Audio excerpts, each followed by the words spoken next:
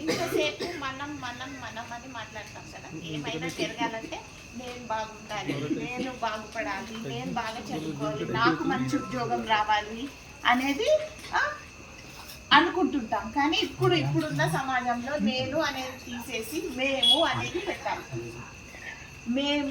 మేము అంటే మనం అందరం బాగుండాలంటే మనం చదువుకోవాలి. మనం చదువుకుంటే మన చుట్టూ మన ఫ్యామిలీని మనం చదువుకునేలాగా చేస్తాం కదా. మనం చదువుకుంటే మన చుట్టూ ఏదైనా అన్యాయం జరుగుతుంటే క్వశ్చన్ చేస్తాం. మనం చదువుకుని మనం నాలెడ్జ్ ఉంటే ఏది ఎలా కరెక్ట్గా జరుగుతుందా లేదా సొసైటీలో. సొసైటీ బాగుండాలంటే మనం బాగుండాలి కదా. మనకి ఎప్పుడు సొసైటీ మీద కంప్లైంట్సే ఉంటాయి. సొసైటీ ఇట్లా, సొసైటీ అట్లా, సొసైటీ ఇట్లా.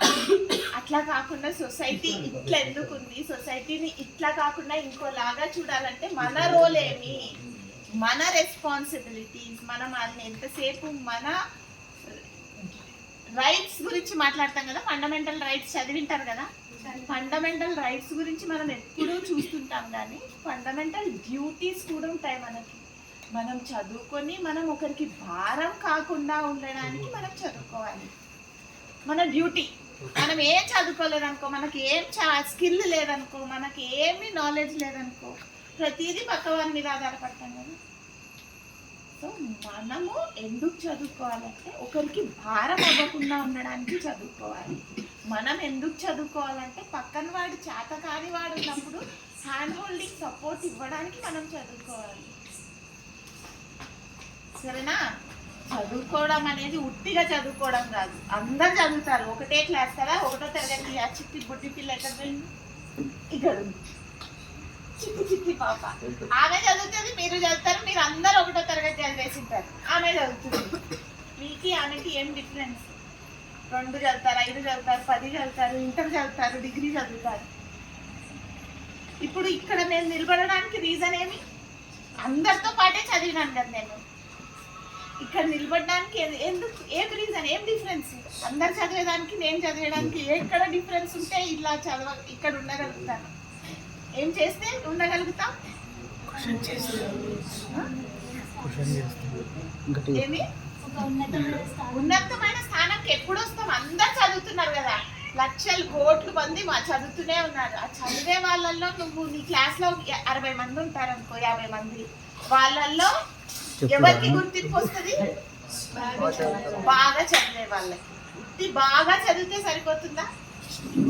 సో ప్రతి ఒక్కరు ఏం చదివినా ఏం చేసినా 10th చదువుతున్నాం, 7th చదువుతున్నాం, 8th చదువుతున్నాం అంటే ఉన్న వాళ్ళల్లో నేను యూనిక్గా ఎలా ఉండగలను, నేను హట్కే ఏమి, నేను సపరేట్గా ఏమి.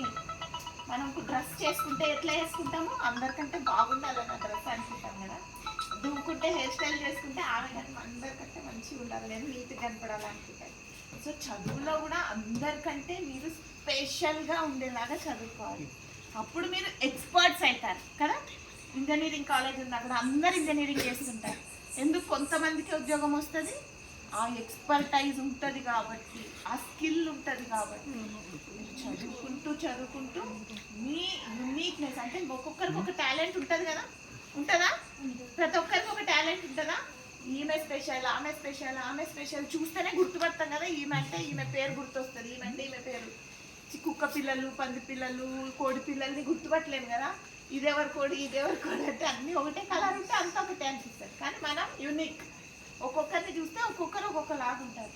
సో నీకున్న టాలెంట్స్ కూడా సపరేట్ ఉంటాయి, నీకున్న నాలెడ్జ్ కూడా సపరేట్ ఉంటుంది. నేను దేంట్లో బెస్ట్ అనేది మనల్ని మనం ఇట్లా చూడకూడదు. కంపారిజన్ ఇట్లా చూసుకోవాలి.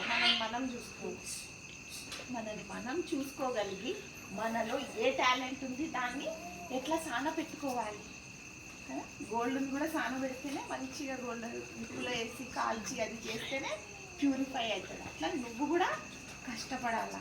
No pain no gain. కష్టపడాలా. రాత్రి మగలు ఎవరెవరు ఎక్కువ కష్టపడతారో వాళ్ళకి ఎక్కువ మార్కులు వస్తాయి. అట్లనే నీకున్న నాలెడ్జ్, నీకున్న యూనిక్నెస్లో నువ్వు ఎక్స్పర్ట్ అవ్వడానికి. కొంతమంది ఆర్ట్స్ బాగా చేస్తారు కదా, ఆర్ట్స్ బాగా చేస్తారు. కొంతమంది నీట్ హ్యాండ్ రైటింగ్ రాస్తారు, కొంతమంది టిక్టగా ఎక్కువ స్పీడ్గా చదవగలుగుతారు, కొంతమంది ఇంగ్లీష్లో అనర్గళంగా మాట్లాడగలుగుతారు, కొంతమంది. నువ్వు నీ ఐడెంటిటీ ఈ సొసైటీలో నిన్ను గుర్తుపట్టేలాగా చెప్పద్దు, నీది నువ్వే.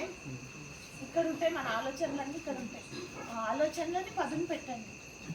ఖచ్చితంగా you will understand what I have. ఎందుకు నేను చదువుకోవాలి, ఎందుకు చదువుతున్నాను, 20 ఏళ్ళ తర్వాత నేను ఎలా ఉండాలనుకుంటున్నాను. ఇప్పుడు ఈ ఇల్లు, ఈ బిల్డింగ్ ప్లాన్ వేసింటేనే కదా